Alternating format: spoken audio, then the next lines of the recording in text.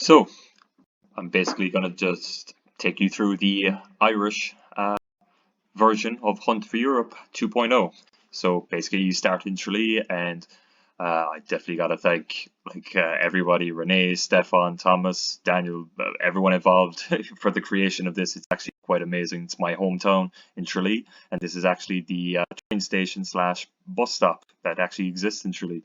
So they went to great work really to putting everything together. So just to give you an idea of how it works. So we'll walk up to this stranger, we'll press E to start a dialogue, and essentially we are looking for the museum, which is also been essentially created for the game as well, really on the model that actually exists in Tralee. So as we can see here, we're just going to ask the stranger, hello, do you know where the museum is?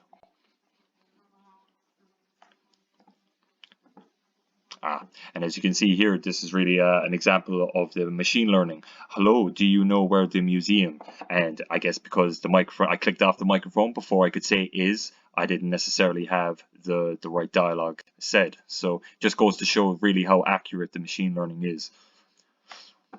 So the stranger, the museum.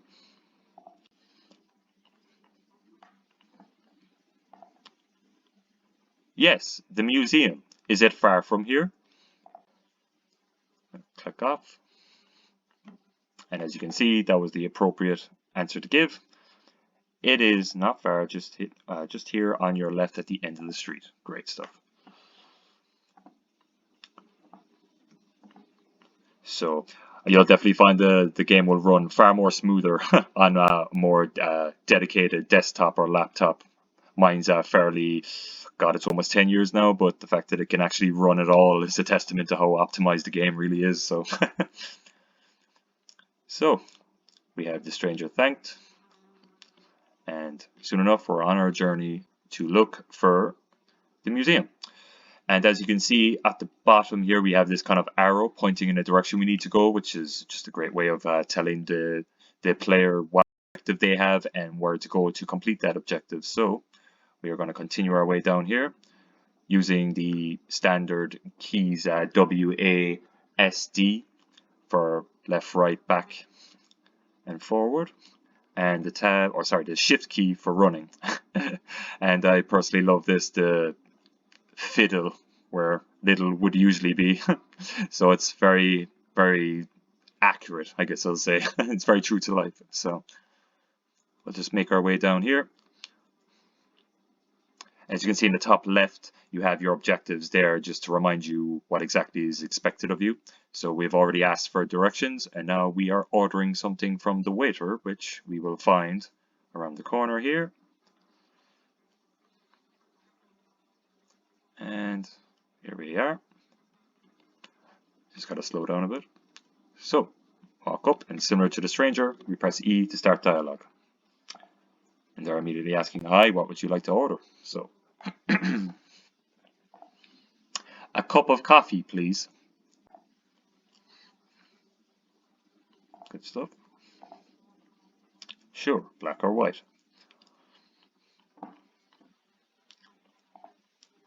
Turn on, off. A black coffee. That would be €2, please. Radio. And as you can see, we have another character to speak to after this. So now, thank you. Here you are. And for you, which is reference to a secondary player that will also essentially be here. So as you can see, it also picked up on what I was saying there, what is reference. So basically, you'll also have, I should really take that off. You should also have another player to play with, because we find the game will be far more stimulating if it's more of a kind of a group effort, kind of a team effort. So just go through here. I'm just essentially going through. No, that's all for now. I'm just going through what the second player would go. Ah, no, that's interesting. See, we also are currently looking at the bug reporting a lot for the game, and we found that commas or just really just little things like full stops could also change the whole effect of what you're actually trying to say. So we'll just click no, that's all for now.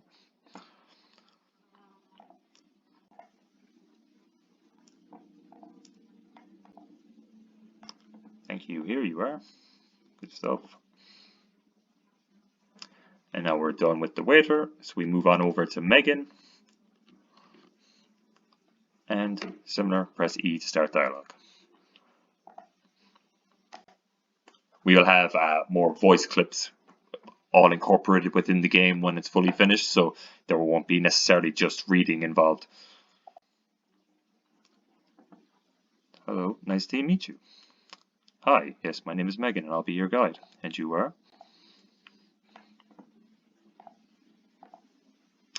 Hello, Megan, nice to meet you. My name is Name, which we will put eventually in the finished game. All of these things will be fixed up. Nice to meet you both. Where are you from? I come from India originally, but now I live in London. That probably won't go through. Yeah. But now I live, and then it didn't get London at the end, but I can just press that there. That's nice, and you? So she's now referring to the second player, essentially.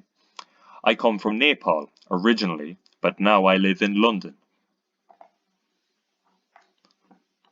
I pronounce Nepal right. Oh, good for me. So that's nice. And what do you do in London?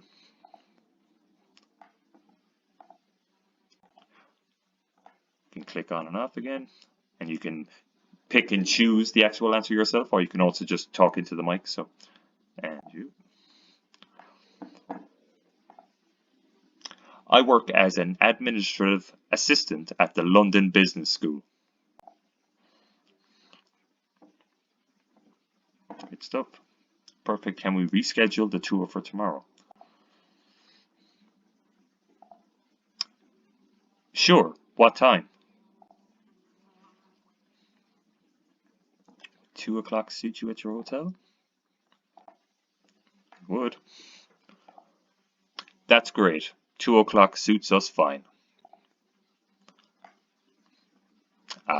So there's also another thing. So we have the number 2 here and then the word 2. So also little things that we're discovering every time we play through it. So all things that will be rectified in the final game.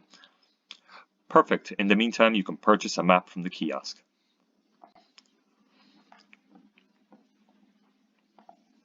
Great. Goodbye. And that's that. So now, as you can see, the arrow is pointing where we need to go, which, as we can see, we finally meet Brendan the Navigator, which is exclusive for Ireland. Each country will have their own specific individual who essentially engages with the player to get them to accomplish a certain objective. So as far as the Irish Hunt for Europe is concerned, Brendan saying, "Please help me, I'm in search of my missing coins. Can you help me?" So I'll go here. Okay. Should be it.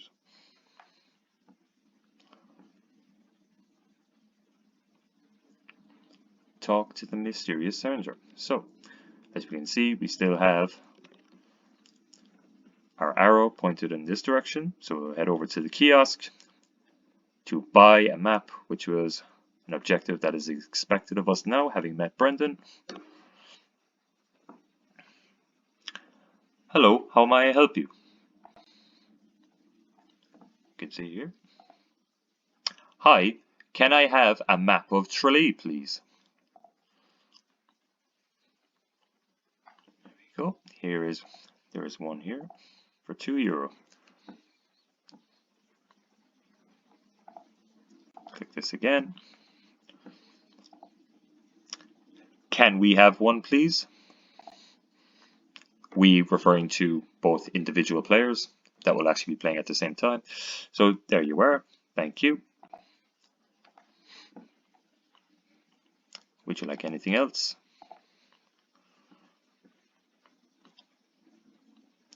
And it should come along now.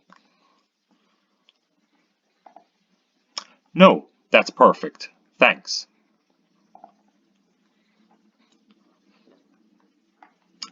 So we didn't have the comma, as you can see here. No, that's perfect. Thanks. We pretty much have the words, but we just don't have that comma. So again, just little things like that that we're discovering that will all be rectified in the final game. So that's all for now. Thank you. I'll just click in. Have a nice day. And there you have it.